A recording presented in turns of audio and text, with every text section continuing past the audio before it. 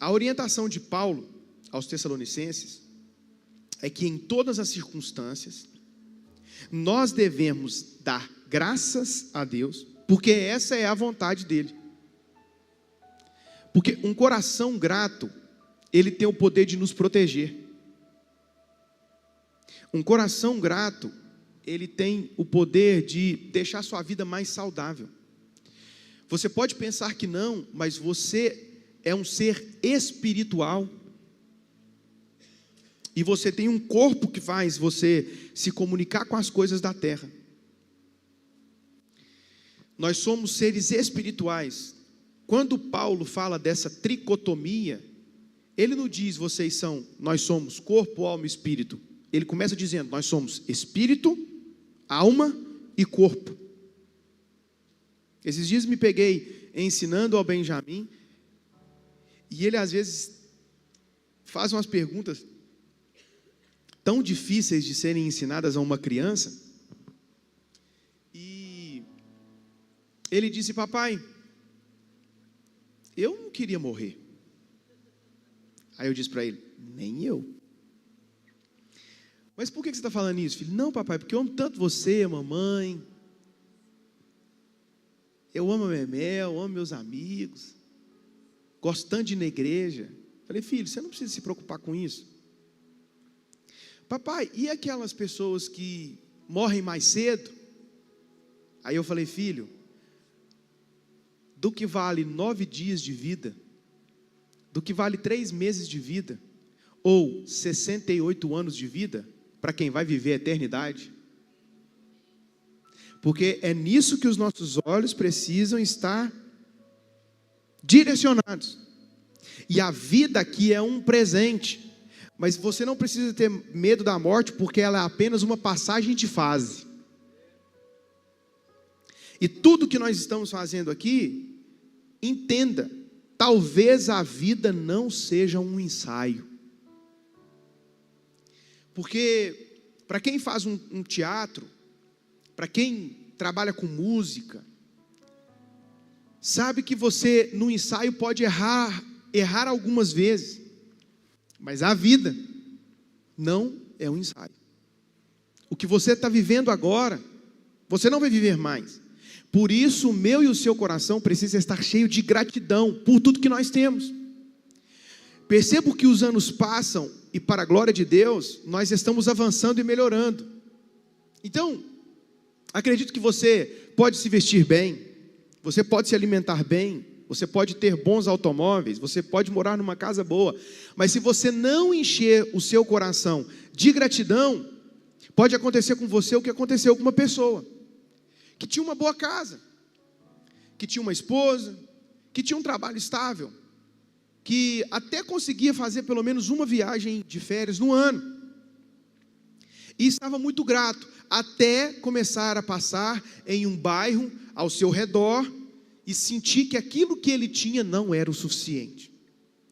Porque uma coisa é você se inspirar em ter coisas melhores, em morar em um lugar melhor, em ter coisas melhores, isso é inspirar. Outra coisa é você começar a ver essas coisas, e daí para frente começar a desejar tanto e esquecer de viver o presente que Deus tem te dado como um presente.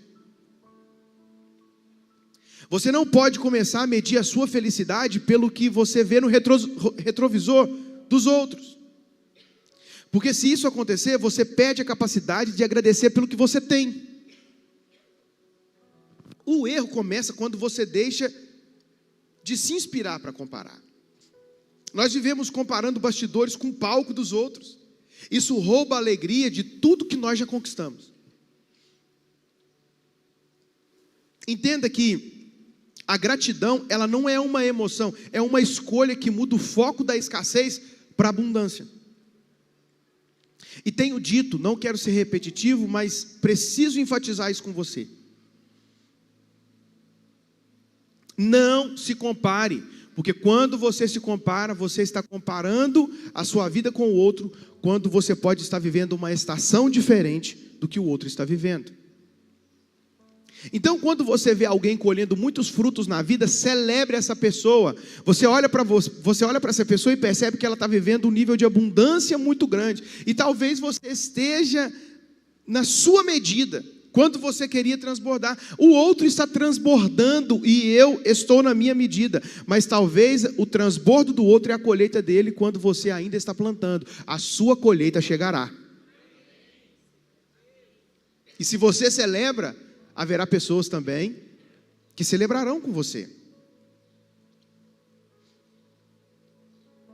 A ingratidão pode ter o poder de te aprisionar quando a gratidão te devolve o equilíbrio. A verdadeira prosperidade não começa com o que você tem, mas quanto você é grato pelo que você já tem. Você precisa iniciar a sua manhã, todos os dias, fazendo alguns exercícios, sendo grato pelo ar que você respira, pelo café que você pôde tomar, porque os seus olhos se abriram, porque você tem força para caminhar. Quando você começa a fazer esse exercício prático e que parece simples, sua vida fica mais leve. Um tempo de oração em gratidão e agradecimento faz o seu dia ser diferente. Tire o foco daquilo que você não tem e comece a agradecer por aquilo que você tem. Essa é uma boa medida. Então, eu quero te dar alguns tópicos para você ter uma vida com mais leveza, cheia de gratidão e não viver na comparação. Primeiro deles, elimine o vírus da comparação. Nem todo vírus precisa de remédio específico para sair do corpo. Você sabia disso? Em muitos casos, como resfriado, por exemplo, o próprio corpo consegue eliminar o vírus sozinho. A comparação é o combustível da ingratidão. Ela faz você esquecer o que você tem e colocar o foco naquilo que você não precisa. Nessa cultura moderna que nós vivemos, de que nada é suficiente, a casa, o corpo, o carro, o salário, tudo sempre abaixo do padrão de alguém. O vício de rolar o feed e se sentir pior é a comparação, e a comparação pode ser o novo pecado social. E nós temos que tomar muito cuidado, porque você precisa entender que a vida de uma pessoa na internet pode ser editada. O corpo pode ser editado, a casa pode ser editada, o carro pode ser editado. Tem muita gente até que pega emprestado para falar que é dele para vender para você. E você acaba se comparando. E bonito é o dos outros. E ao rolar o feed, você fica percebendo uma vida editada, porque quase ninguém coloca os perrengues da vida lá.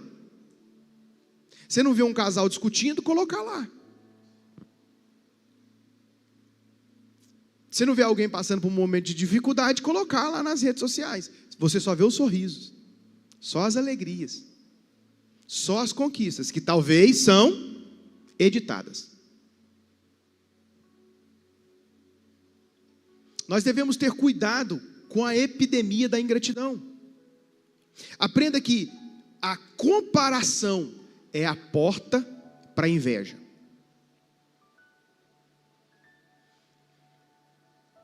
A linha entre se inspirar e invejar está separada pela comparação. Quando você se inspira em algo que alguém está fazendo para você alcançar, é uma coisa maravilhosa e bonita. Mas se você romper essa linha e deixar entrar a comparação, é a porta para a inveja. E hoje uma das maiores coisas que fazem as pessoas entrar pelo caminho da inveja são as redes sociais. E você precisa tomar uma decisão e enxergar o quanto isso faz bem para você ou não. Então, qual que é o sinal que eu devo parar de olhar? Quando você perceber que o sentimento é diferente no seu coração. Às vezes janeiro é um mês que eu não gosto de ficar olhando rede. Pergunta por quê? Porque geralmente é onde os meus amigos pastores estão viajando. E aí eu olho, um está na Disney, o outro está em Paris, o outro está na Europa, e eu estou aonde? Em Lagoa da Prata.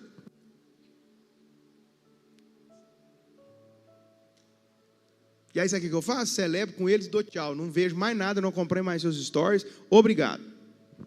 Então, eu estou compartilhando algo pessoal com você, para você perceber que não tem bom.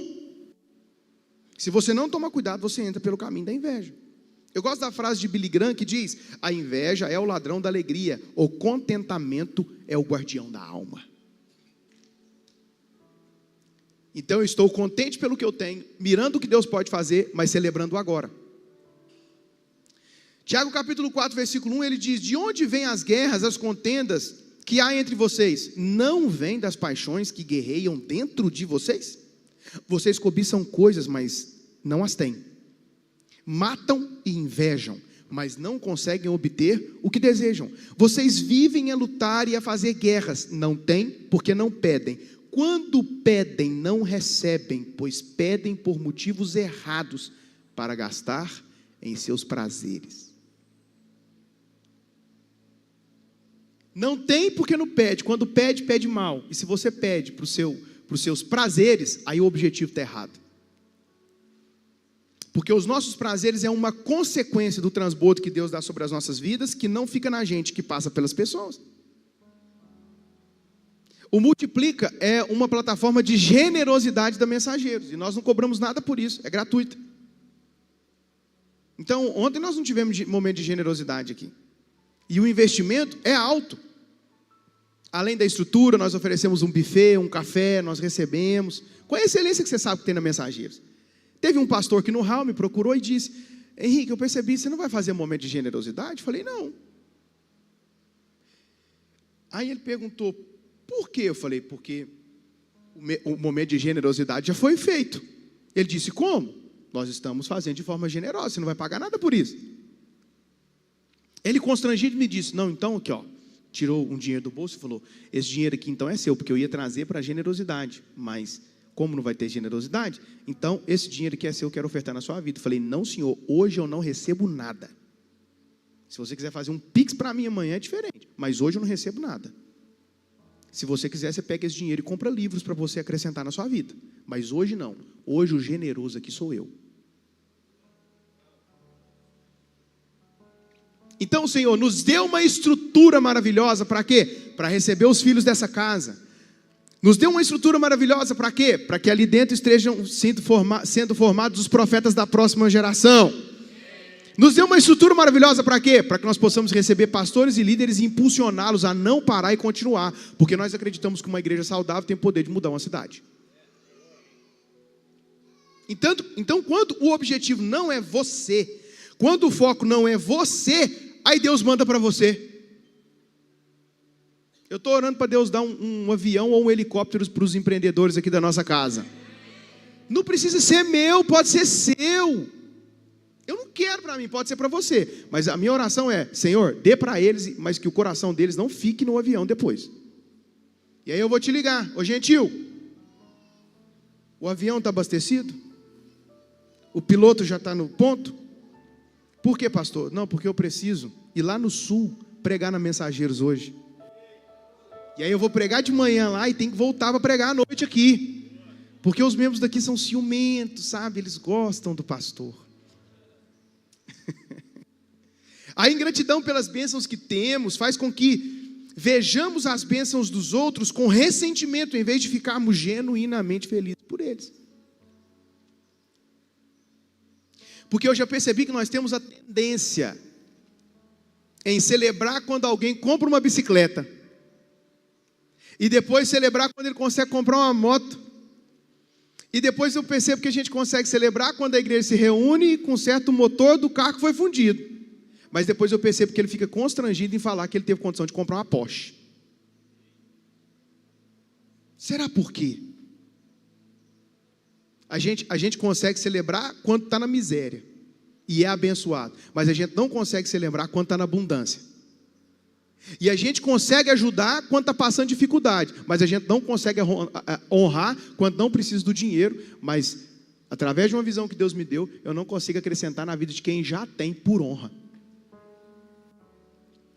Qual que é o problema? O problema é que se a sua medida for só suprir necessidade, sua medida vai ser desse tamanho. Mas se o seu coração estiver disposto a suprir necessidade e honrar, a sua medida vai ser desse tamanho. Porque às vezes, quem Deus quer que você honra não precisa.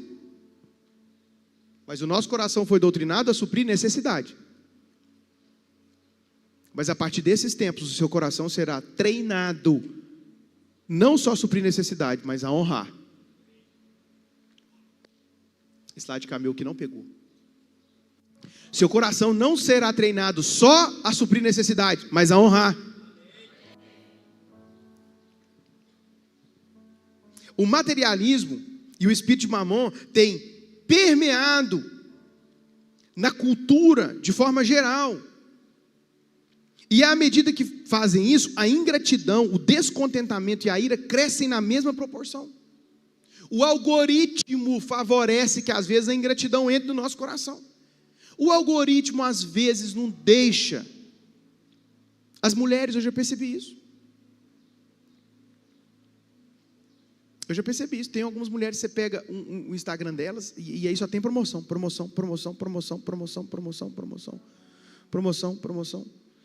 E aí todo dia está na porta de casa Shopee, todo dia está na porta de casa o Mercado Livre, todo dia está na porta de casa, todo dia o entregador já está quase entrando e tomando café, de tanto que conhece, e o algoritmo só compra.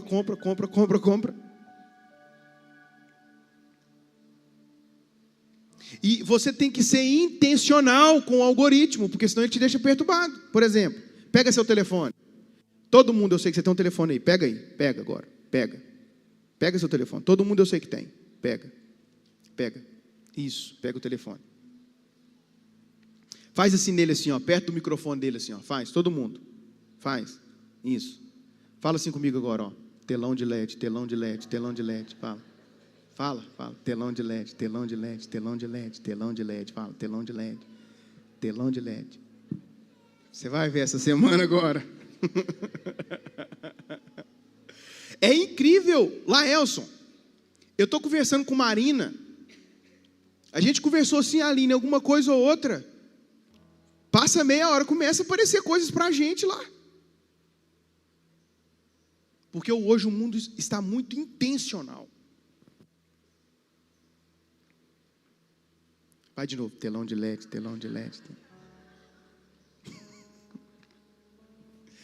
Seja grato pelo padrão de vida que Deus te deu. Essa é uma boa palavra.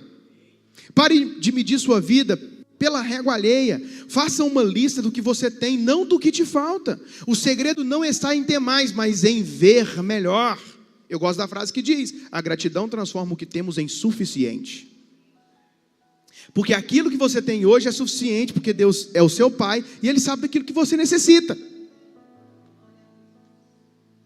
E aí a gente percebe que a vida está em coisas simples, em desfrutar de coisas simples, e que você pode sonhar com as grandes, está tudo certo, mas Deus não pode colocar no muito se você não ser fiel no pouco. Ponto 2, feche a porta da ingratidão. A ingratidão abre brechas para o desânimo, a inveja, o ressentimento, o descontrole. Foi o apóstolo Paulo que nos alertou que nos últimos dias as pessoas seriam ingratas. E isso não é detalhe, é diagnóstico. Um coração ingrato vive com o foco no que perdeu, não no que sobrou. Quando você conta o que tem, o que falta perde força. A reclamação abre portas erradas. A ingratidão atrai escassez emocional.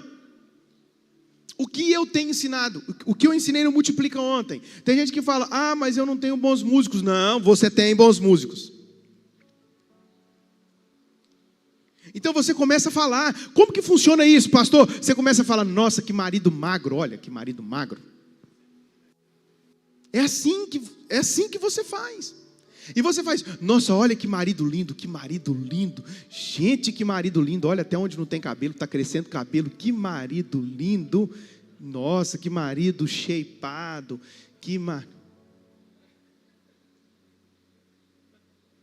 E aí você gera o que não existe. Porque, eu estou te dando um exemplo aqui, com um tom de uma brincadeira, mas para você começar a fazer tudo dessa forma na sua vida, porque você vai atrair aquilo que você fala. menino desobediente, custoso e que não respeita. Se prepare para ter um mau caráter dentro da sua casa. Se prepare. Lá em casa é assim, fez alguma coisa errada, aí eu falo assim, cadê o Benjamin? Aí ele fala, estou aqui. Eu falo, não tá não, esse aí não é o Benjamin não. O Benjamin que eu conheço é responsável, é obediente. O Benjamin que eu conheço é um menino incrível. Não gosto de fazer dever, pai. Não gosto de fazer dever. Eu falei, meu filho, mas você é tão inteligente. Como que você vai continuar sendo inteligente se você não fizer o dever? E pensa, esse dever aí, meu filho, você faz em 10 minutos, eu não vou nem te contar o que vem pela frente. Faça o seu dever, reforça o que você deseja, reforça o que você deseja. Pastores, eu vejo tantas coisas imperfeitas nessa igreja, o que eu faço? Eu vou tomar postura e consertar o que está errado.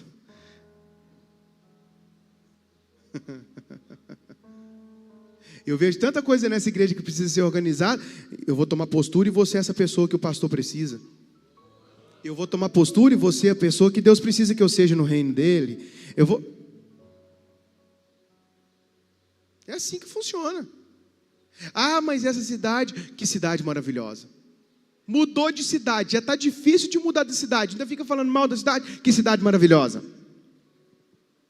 Que cidade maravilhosa. Nós temos 2 pessoas aqui que estão na esfera da política da nossa casa. E aí a gente passa em alguns pontos da cidade, Lagoa da Prata é linda, sim ou não? Só que a gente passa em alguns bairros, misericórdia, o povo acha que o passeio é depósito de lixo. A cadeira estragou, eu jogo lá no passeio e vejo, vou contar com a sorte para ver se passa e pega. O sofá estragou, eu jogo lá. Aí vai virando aquele negócio todo. Aí eu fico falando, nossa, que cidade feia. Não, eu falo que cidade linda. E que Deus abençoe que as pessoas que estão na esfera da política aqui na nossa casa criem um projeto para deixar a cidade mais bonita ainda do que já é. E que você faça a sua parte. O amém diminuiu. Eu gosto da frase que diz, a murmuração é a música dos ingratos. A adoração é a melodia dos que confiam. Pare de culpar a Deus pelo que você não administrou. Pare de culpar a Deus pelas suas escolhas. Muitos culpam a Deus por não abençoar, mas quando o problema é que vivem acima, inclusive do que ganham. Aprenda que Deus não é responsável pelas dívidas que nós fazemos. E principalmente aquela que nós fizemos sem consultá-lo. Deus não pode abençoar um descontrole, Ele abençoa uma boa gestão. Não adianta orar se você não se organizar. E quem não se organiza, agoniza. Faça hoje. Corte o que não é necessidade apenas pelo desejo. Viva dentro do que Deus tem e honre o que você recebeu. Antes de pedir mais, organize aquilo que você já possui. A gratidão é a cura mais barata e poderosa. A gratidão é um remédio contra a conotação da inveja. Enquanto muitos tomam o remédio da reclamação, o remédio verdadeiro é a gratidão. Pare de financiar o que você não pode pagar. E isso não é sobre dinheiro. Porque nós não podemos culpar a Deus pelos relacionamentos que nós fizemos, baseado em coisas erradas que nós fizemos. E depois culpar a Deus porque não deu certo. Aprenda que até quando o outro erra, existe algo dentro de você que precisa ser consertado. Pastor, mas aquela pessoa saiu da minha vida e fez isso, isso e isso, fez tanta coisa errada. Talvez o culpado foi você que deu acesso antes dessa pessoa mostrar a confiança necessária. Então, você não pode permitir qualquer pessoa acessar a sua vida. Nós precisamos orar menos por coisas novas e mais por olhos novos, que vai fazer nós agradecermos por tudo que nós temos. E a reclamação, porque é muito ruim viajar na estrada da vida com pessoas que só reclamam. É chato viajar com quem só reclama na jornada da vida. Essa pessoa, as lentes dela é voltada só à reclamação, e com isso não existe gratidão. E aí a pessoa só reclama da vida. Comece a andar com pessoas que celebram. E que você seja essa pessoa que celebra. E que você seja essa pessoa que celebra a vida nos detalhes. Então você hoje precisa quebrar a mentira do só serei feliz quando. Porque a felicidade não está nas coisas que você vai possuir, a felicidade está nas coisas que você está construindo. A mentira de Mamon diz que a felicidade vem de mais e mais dinheiro, status, conforto, mas a verdade é que o mais nunca é o bastante. A gratidão é o que transforma o agora em suficiente. Ensine gratidão na sua casa. Ensine os seus filhos com intencionalidade. Tire um tempo para os seus filhos. Hoje nós estamos na era do conforto. Porque na nossa casa nós temos a lava-louça. Então lava a louça para nós. Hoje nós temos em nossa casa uma máquina de lavar, que você coloca suas roupas lá, ela lava, centrifuga e sai seco. E olha que nós não estamos assim, o Brasil ainda nem é tão tecnológico como outros países, como os Estados Unidos, por exemplo, que estão anos-luz na nossa frente. Hoje existem muitas coisas que estão facilitando a nossa vida. Que bom! Mas o conforto, ele não pode ser confundido dentro de casa, porque o cuidado com o seu filho acontece até quando você expõe. Eu não estou a fim de resolver todos os BOs para o Benjamin e para a Melanie.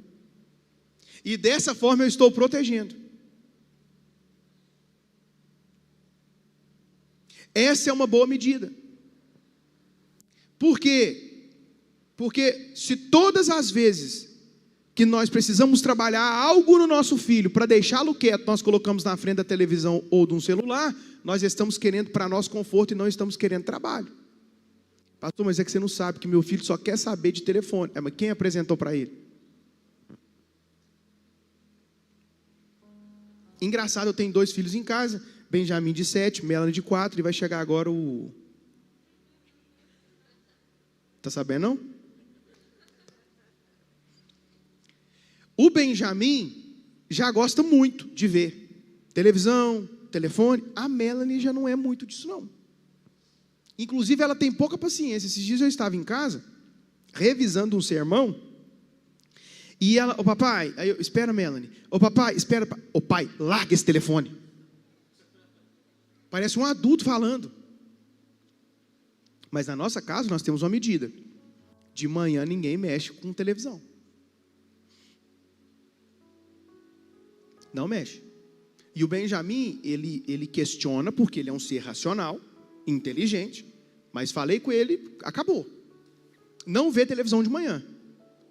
E quando vê televisão? Depois que chega da escola, que faz o dever. E aí quanto tempo que ele tem para ver televisão? 1 horinha, porque depois nós estamos vindo para a igreja. Quanto tempo que ele consumiu tela no dia? 1 hora. E aí, se eu não me proponho a estar com eles em algum momento, vai ficar chato mesmo. E eu falei para ele, Benjamin, não vai ver YouTube. Ô pai, você está de brincadeira, eu tenho um canal no YouTube e não vou ver mais YouTube? Por quê, pai? Eu falei, Benjamin, esse YouTube aí, filho, ó, eu não vou deixar esses caras ficar te doutrinando, então. Uma pesquisa americana disse que os pais não passam 15 minutos com seus filhos. Aí você fala assim para mim, pastor, você está errado. Eu te provo. Porque estar presente não significa dar presença. Estar presente não significa dar a presença. Estar presente e dar presença é fazer o quê? Estou aqui, filho, eu e você, vem cá. Sem distração, sem nada. É o mesmo que eu falo, eu digo para os casais, vocês precisam sair. E aí você sai, leva sua esposa lá no Parador da Figueira, leva sua esposa lá no Guanabara, e o resto vai ficar comendo cachorro quente, porque não falou nada. Aí eu vou dar mais uma oportunidade. Aí você leva sua esposa lá no Guanabara. Aí você leva sua esposa, os homens não falam não, lá no Parador da Figueira. E se não tem condição, come o cachorro quente, o importante é celebrar. Mas vai mirando esses lugares altos aí, porque elas merecem. Mas é você levar ela lá, pegar seu telefone, ela pegar o dela. E aí, acabou a noite. E aí, o que a gente dá? presença para os nossos filhos. Então não vai ver YouTube, Benjamin, porque eu não vou deixar esses caras te doutrinar. Quem vai te doutrinar sou eu. Aprenda que quando você tem filhos, pastor, você está pregando para mim, eu ainda não tenho. Um dia você vai ter, guarda essas palavras. Quando você tem filhos, a prioridade é eles. Tenho dito para os papais atípicos, com seus filhos autistas: experimente dar presença para os seus filhos e você vai ver o milagre acontecer. E aqui eu estou expondo uma situação pessoal para você aprender. Benjamin diagnosticado com autismo aos 2 anos e meio de idade. E eu percebi que eu era um pai presente para o Benjamin, mas ainda não estava sendo o que ele precisava. E aí ele chegou para mim e disse: papai, vamos brincar? E eu: não, filho, papai está lendo. Não, filho, papai está trabalhando. Depois disso eu virei a chave. E aí eu comecei para a praia com o Benjamin. E aí os meus amigos que ficam me vendo lá no Spotify falam: não sabia que Minas tem praia. Eu falo: dá até onda. E aí eu ia para a praia com o Benjamin. E aí eu comecei a criar algumas coisas para nós estarmos juntos. A evolução do Benjamin foi assim, ó. Então o que eu fiz? Eu trouxe para perto, protegi. Mas é o seguinte: apenas a minha família no primeiro ano ficou sabendo. Eu não falei para ninguém. E aí, se você tem um filho atípico, você que sabe da sua medida. Eu estou falando da minha. Sabe por quê? Porque eu não queria ninguém tratando o Benjamin assim, ó: não, não mexe não porque é autista. Não, não mexe não porque é autista. O que eu faço com meu filho é expor ele. Exponho ele para a vida. E você que sabe da medida do seu, se você tem. Estou falando do meu. E se você achar que alguma coisa serve para você se inspirar, se inspire. Mas em momento nenhum.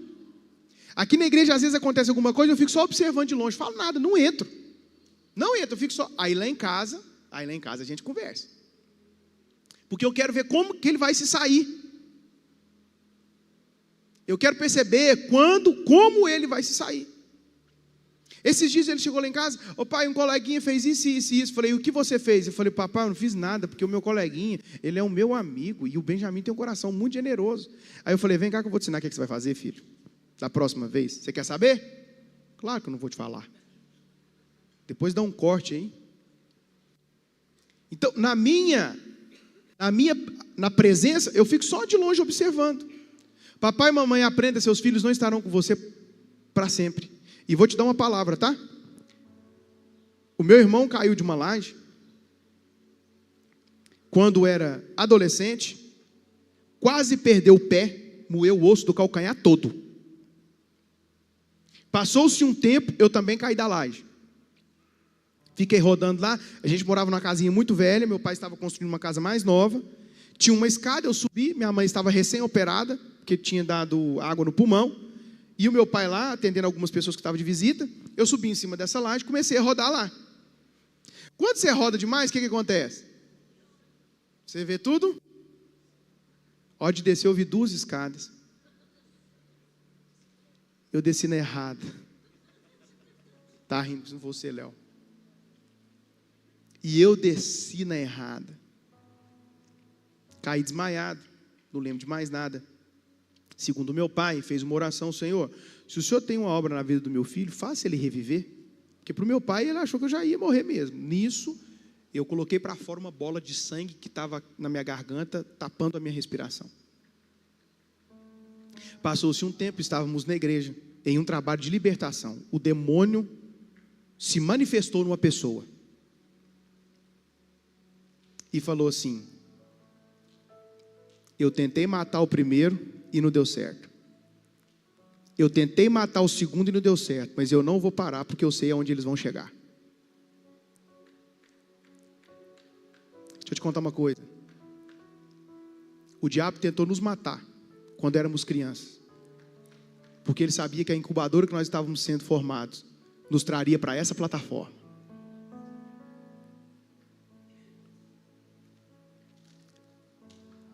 O diabo tentou matar Moisés, colocando no coração de Faraó, para matar os primogênitos que nascessem, os meninos que nascessem, homens,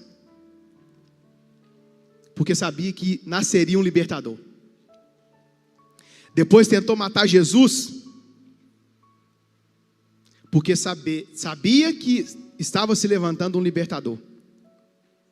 Hoje o diabo não quer matar o meu e os seus filhos. Não é com morte física não, tá? Mas é matar eles na identidade. E você não pode permitir que as pessoas definam a identidade dos seus filhos. Cuide dos seus filhos na sua casa. Porque o nosso futuro depende daquilo que nós estamos construindo hoje neles. A pior coisa que você vai fazer para os seus filhos é dar para eles tudo o que você não teve. Pastor Bruno, o que não teve? Não teve as coisas no momento certo que ele gostaria de comer. O que o pastor Bruno teve? A proteção que ele gostaria de ter. O que o pastor Bruno teve? Tantas outras coisas. O que o Lucas não teve, o que o Michael não teve, o que o Michael Douglas não teve, o que eles não tiveram. Contribuíram para eles serem as pessoas que eles são hoje.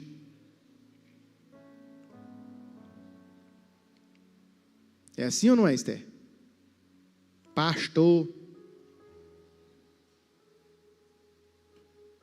você que não sabe que poderia ter acontecido isso, isso e isso da parte da minha família. Eu falei, e porque você não teve um pai que te deu tudo? Você e seu marido estão construindo coisas poderosas juntos. Dê presença para os seus filhos. Ame os seus filhos. Mas entenda a medida deles. E às vezes é expondo que você protege. Vem comigo? Às vezes. Fala comigo. Às vezes é expondo que eu protejo. Mais uma vez, para ficar bem didático. Às vezes é expondo que eu protejo. Porque se você for hoje, o que vai ser dele amanhã? E dessa forma nós vamos exercendo a gratidão por tudo que nós temos, pensando em construir um futuro poderoso, porque é isso que Deus faz. Termino dizendo a você,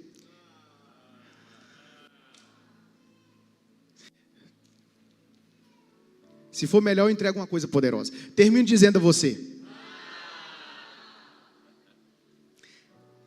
ser mais que abençoado não é ter tudo o que quer, é reconhecer tudo o que tem. A gratidão abre portas da prosperidade e a comparação fecha. Hoje o desafio é simples para mim e para você. Troque a reclamação pela gratidão e veja o ambiente da sua vida mudar. A felicidade não é o resultado da abundância, mas a consciência. Diga para alguém que está do seu lado, Deus está fazendo.